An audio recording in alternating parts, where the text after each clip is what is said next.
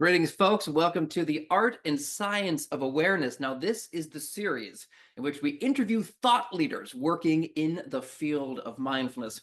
I'm John Roberts from Living Well Community, your home for interactive and on-demand wellness programming created and curated for you by Harvard Pilgrim Healthcare and Tufts Health Plan. Now, I'm delighted to be joined this afternoon by a couple friends of mine. Tara Healy, the founder and director of Mind the Moment, the mindfulness program of Harvard Pilgrim and Tufts Health Plan, and our very special guest, Rhonda Magee. Let me say a few words about Rhonda, if I may.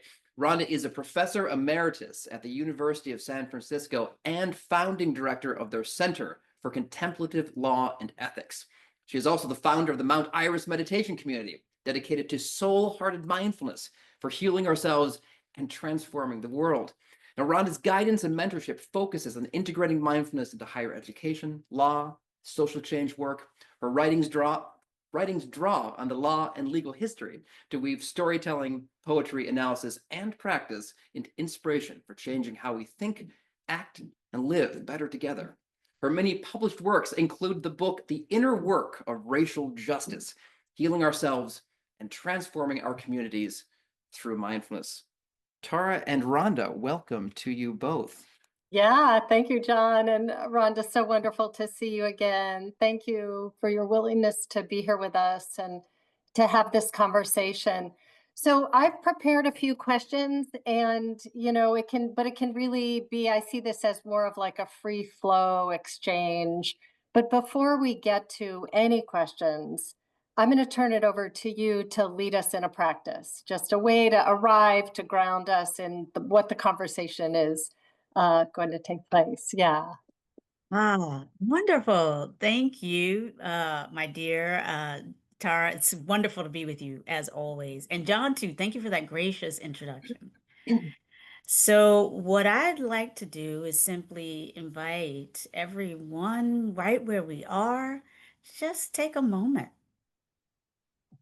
and in your own way, allow yourself to kind of arrive here more fully.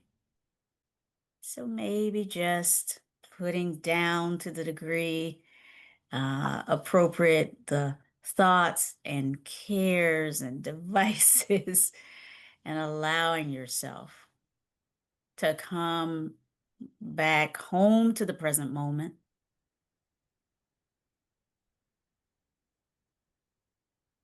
Perhaps by shifting your attention to the body and its chosen posture, points of contact between body and chair.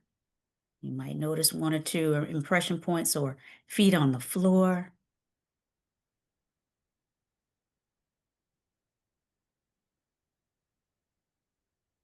Ah, and perhaps taking one or two deeper than usual breaths.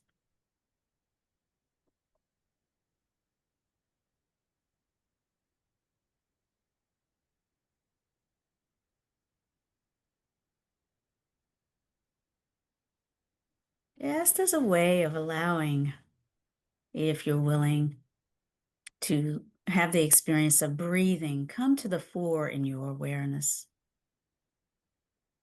And you may choose to have the sensations of breathing be a kind of anchor point for you in the following few moments of practice. Or you may choose to have the sounds in your experience, my voice or other sounds that may be present where you are. Or perhaps a broader experience of the body breathing. So choosing a point of focus for the next few moments and seeing if you can rest in the chosen object of your awareness right now.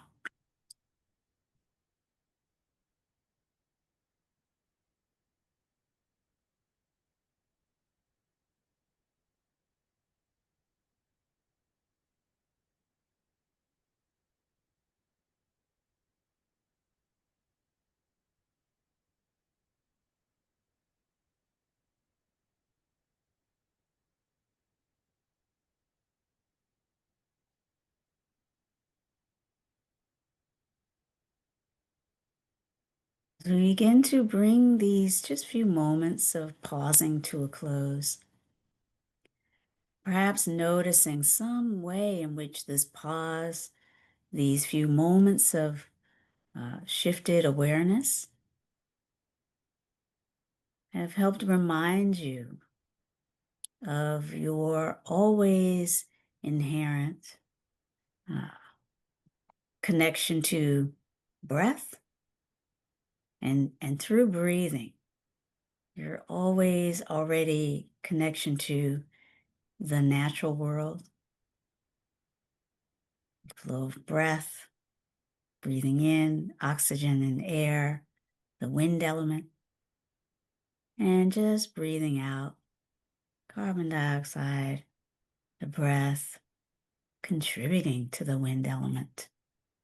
As we all, right where we are, separately and together, feel the support of this world of which we are all already a part.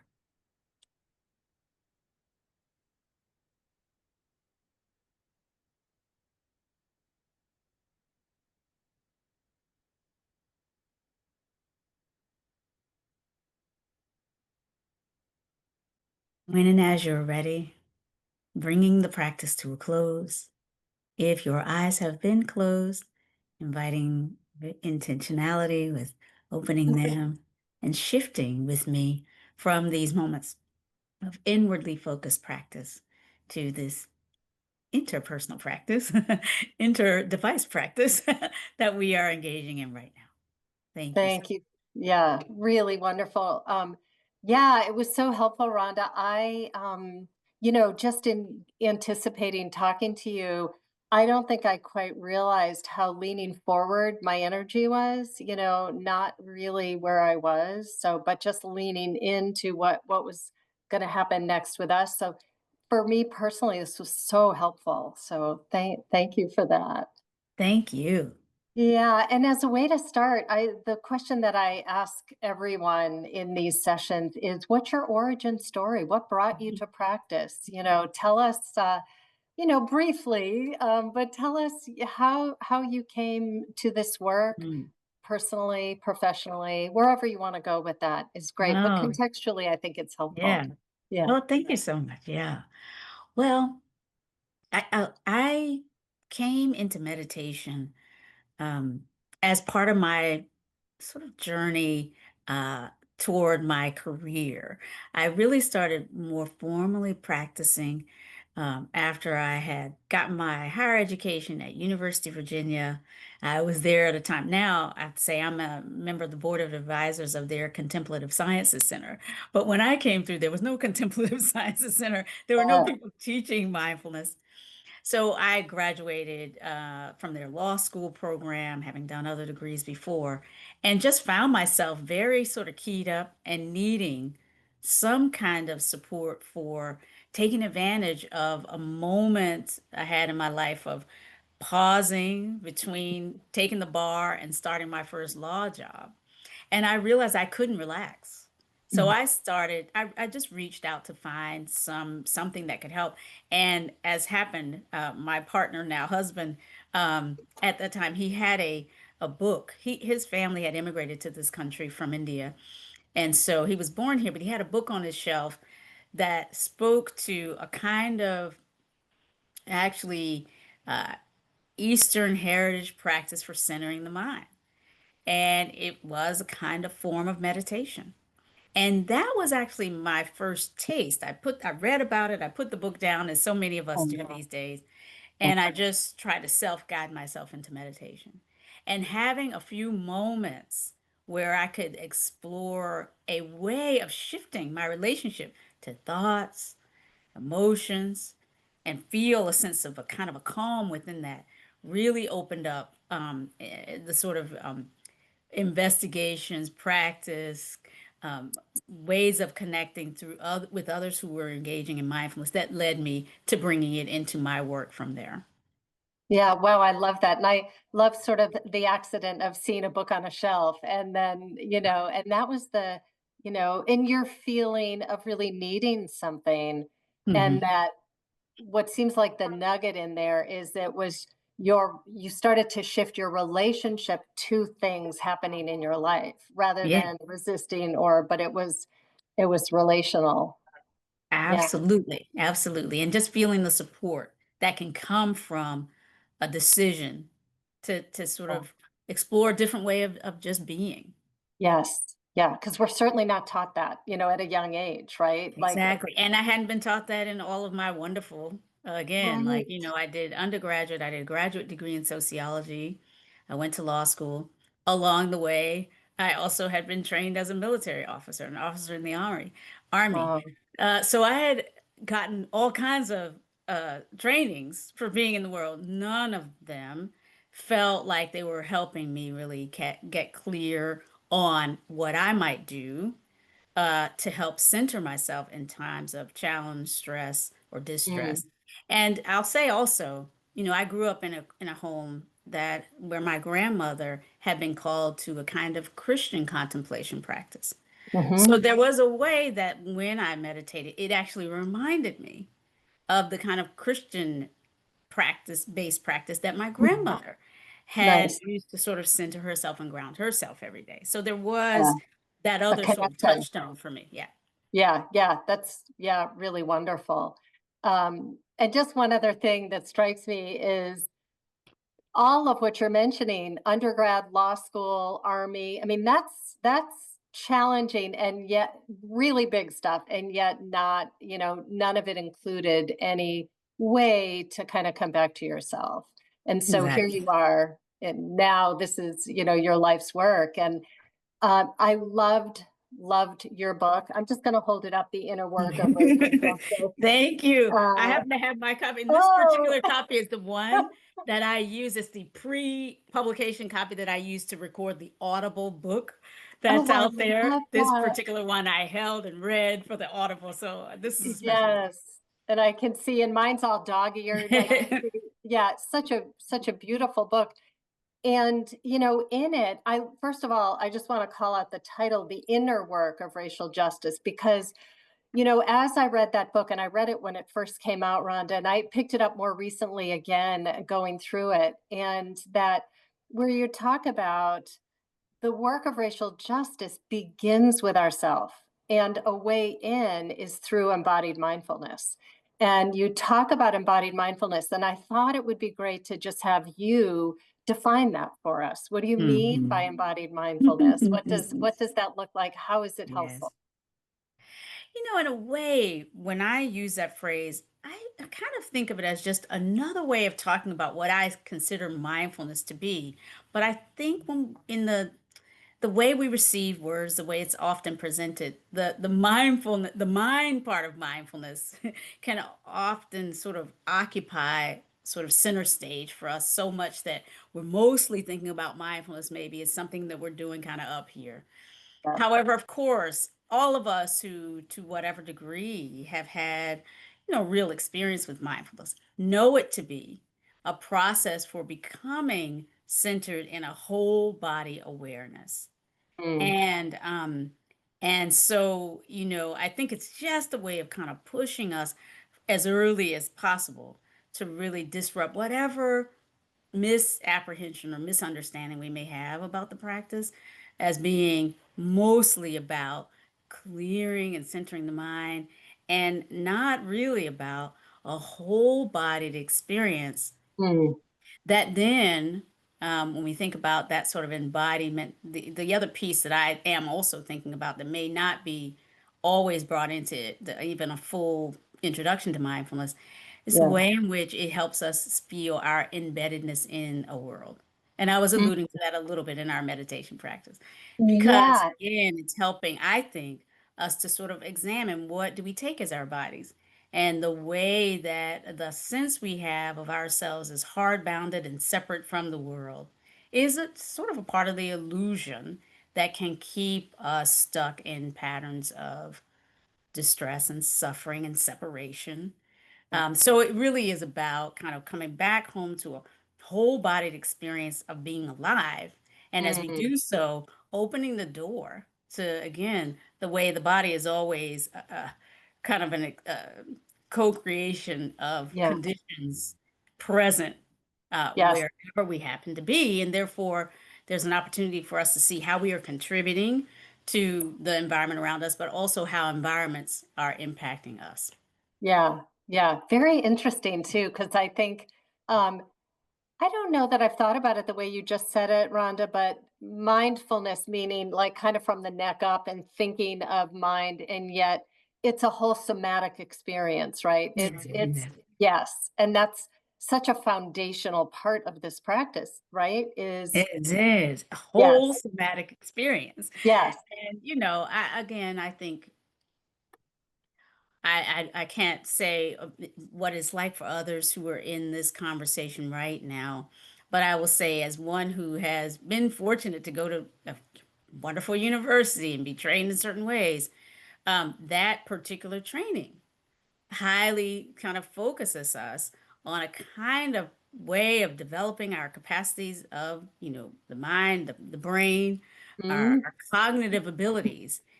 And at least for me, certainly all the way through the legal education, et cetera, kind of disconnected me from the sense of myself as a whole body being, whole yep, bodied being. And, did help contribute to this sort of experience I often had until I kind of really committed to exploring the world through these practices of being, just a little bit, kind of disconnected, one step away from this sort of soft-bellied carbon-based being that is yes, my creaturely self in the world. Yeah, there's some way of that becoming more educated, it seems, was almost a bargain, like a kind of an invitation to sort of reform a sense of the self as sort of masterfully disconnected yeah, from the spaces and places we're in. And there's some benefit to that kind of helping us see our agency, and this is partly how I got here. But there yeah, is right, also, I think, in the planet and all of that we're experiencing right now with climate change and et cetera, I think, are being deeply called. I think even the pandemic help was part of this for me. We're being yep, deeply called to repair the sense of separation yeah, between yeah. body and environment. Yeah, I love that, and that's actually where I wanna go next, Rhonda. I wanna so, kind of given the current global unrest, and also just the polarization, there's so much happening in our world right now. And I actually wanna say, like, what gives you hope? For you, what gives you hope? What inspires you to keep doing what you're doing? Yeah, let's Yeah. start there because I think Yeah. that Well, you're absolutely right. That we are meeting at a time when there is so much that is distressing about what's happening in the world around us. And for one who's studied the application of these practices to the social realm, to help us really examine the role of race and racism and different ways that we have been identified in the social world, different ways we take on those social definitions and identities, bringing mindfulness to the exploration of that dimension of our experience and the way it can um, add to the experience of suffering, pain, distress in the world through mm, racism, through other forms of intersectional oppression.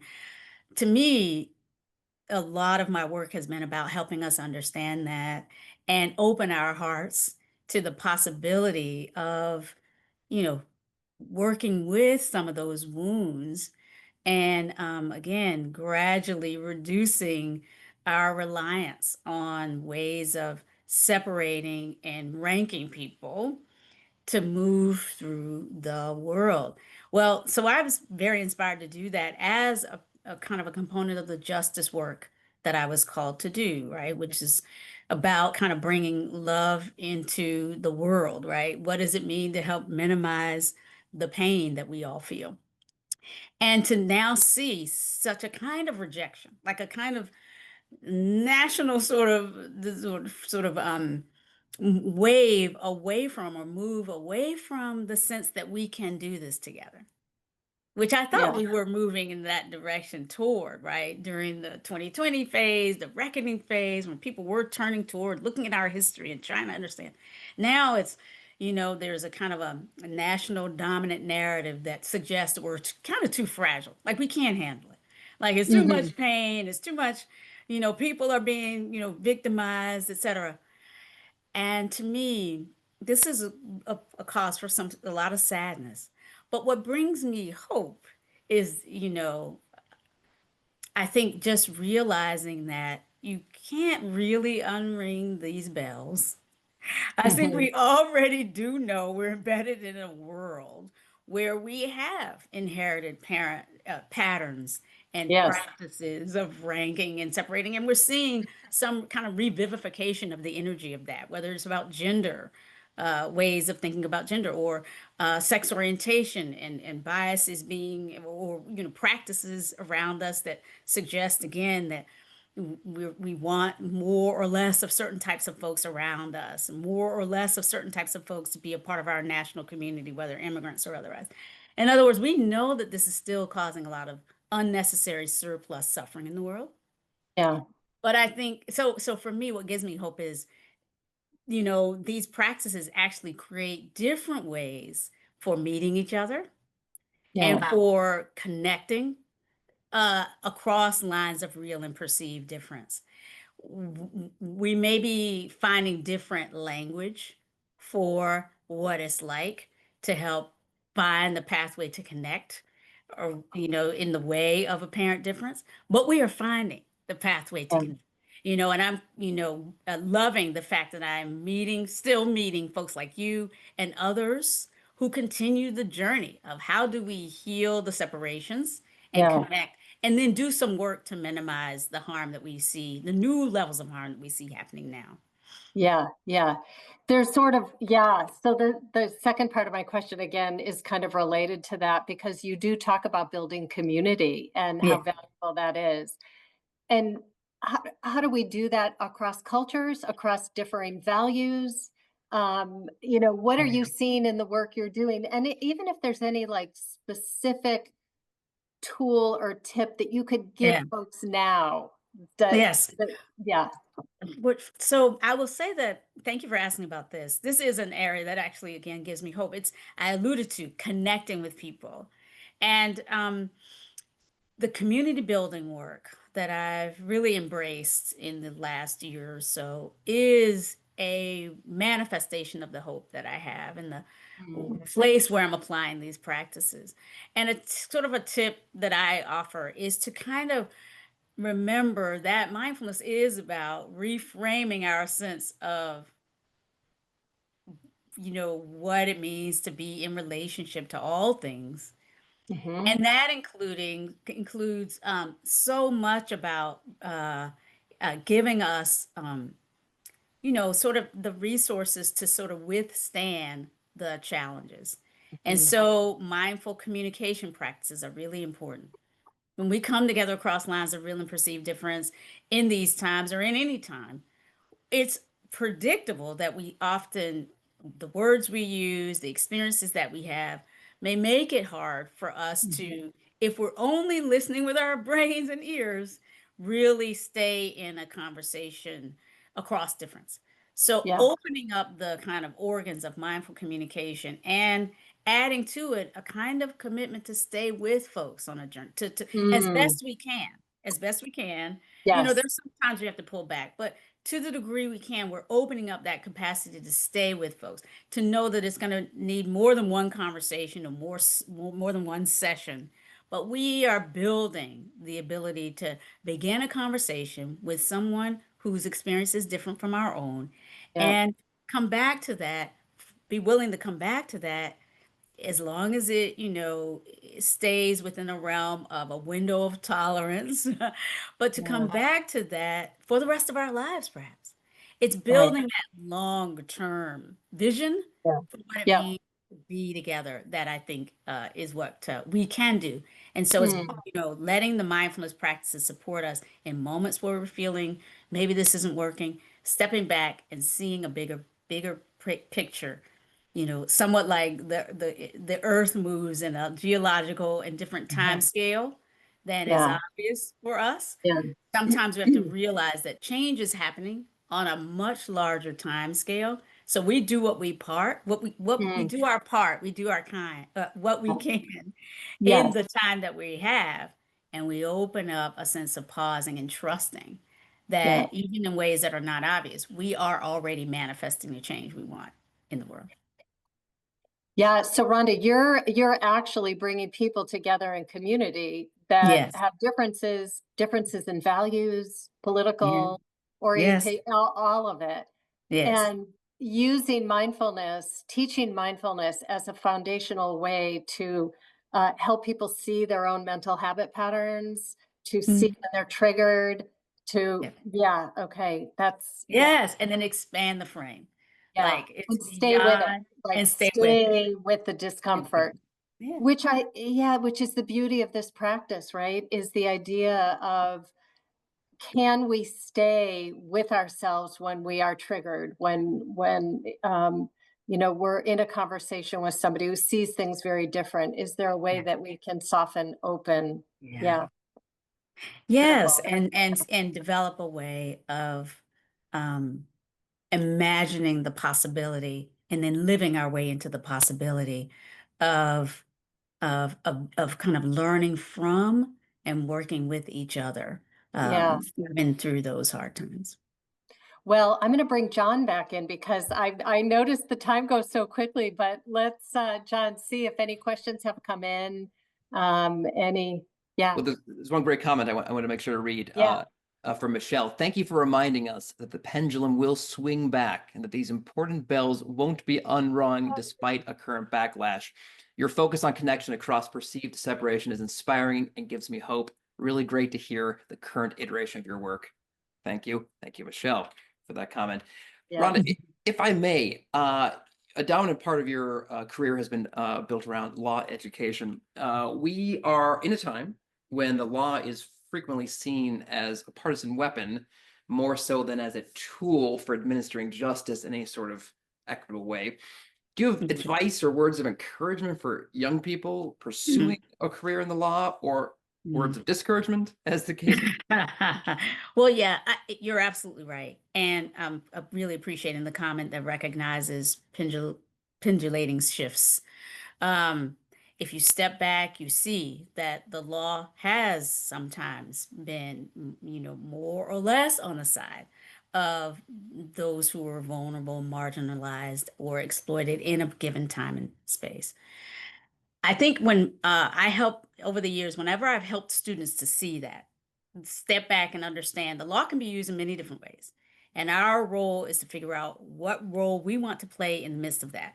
And to be a kind of, if we choose to use the law to be a light, the law to be a kind of a sword and shield to support the kind of the moments when we do need to stand up and support and to defend someone against what feels like absolutely harmful violence or oppression. If we choose to do it, in these times, you can know that there have been other generations who have also felt it almost like an impossible task. And you do, again, what you can with the tools that you have, and then you let go and let be. That's Mm, bringing mindfulness to this work. It's knowing you're never going to change the entire system with your work, but you can have a meaningful life, a very meaningful and purposeful role in supporting people in their journey for as long as you can, if you choose to do it through law. I do believe there are other ways to do it. But if you choose to do it through law, know that you can make a positive difference. Thank you for that, Rhonda. That gives me hope, as a matter of I know. fact. Yeah, I know. Yeah. Folks, I'm going to drop into the chat some links that I think everyone will want to use, especially the links to follow up with Rhonda's work on her website and also with the Mount Iris meditation community. I also, before we close, I also just want to make sure that folks know that our Living Well community programming, of which this is a part, includes a wide range of other kinds of interactive and on-demand wellness classes, which include mindfulness practice sessions, yoga, strength training, tai chi, cooking demonstrations, cardio dance, much, much more. These classes are always free, always available to all, so you can bring your community while you build your community. And the link again to explore our current schedules in the chat, or if you're experiencing this as a recording, in the description or show notes. Tara, may I turn it back to you to any closing? Yeah, I mean, Rhonda, is there anything else you'd like to say that I haven't asked? I mean, this has just been such a wonderful conversation. I'm so happy to reconnect with you. Thank you. No, all I will say is if you are feeling even a little bit of hope as a result of this conversation, lean into that. We need more than anything else in this time to remind ourselves and each other of the possibilities that are inherent in any moment, that we actually don't know the future, but Right. what we do know is what we can do in the moments that we have. And that to me is the power of mindfulness. Yeah, what a beautiful place to end. Absolutely. Yes. Thank you.